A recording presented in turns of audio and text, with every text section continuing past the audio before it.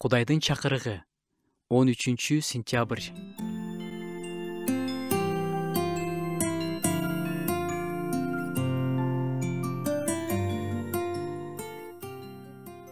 Силер дүйнөнүн жарыгысыңар.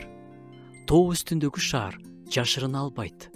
Чыракты жандырып, анын үстүнө идишти көмкөрүп койбойт. Үйдөгүлөрдүн баарына жарык берсин деп, аны чырак баяга коет.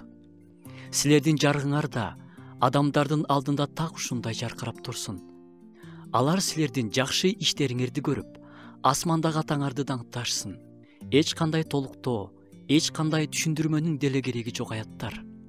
Бул сөздөрдү Ыйса өзү айткан. Жарыгыңар адамдарга жарык берсин. Тирүү Кудайдын кудуретин Ыйса Машаяк жерде жашап, ачып берди. Анан Ыйса айкашкан жыгачта куткаруу ишин аткарып бүтүп, асманга көтөрүлүп кетип жатып, силерди менин күбөлөрүм кылып калтырып кетип жатам деген. Азыр биз жерде материалдык дүйнөдө жашап жатабыз. Бизди курчаган дүйнөнү колубуз менен кармап көрө алабыз. Сезүү органдарыбыз менен сезе алабыз. Абаны көрө албасак да, ал бар экенин дем алуу органдарыбыз менен биле алабыз. Бирок материалдык дүйнө менен катар дагы руханий дүйнө бар. Руханий дүйнөдө Кудайдын тарабы жана Кудайдын душманы болгон шайтандын тарабы бар.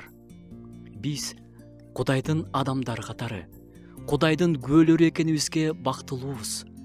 Руханий дүйнөнү адам кай бир сейрек учурларда сезиши мүмкүн, бирок көрө албайт.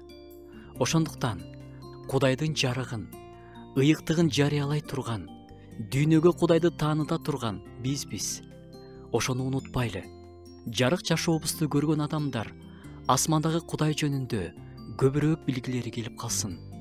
Кудайдын жарыгын адамдарга көрсөтүп жашаганга Кудай өз руху менен жардам берсин.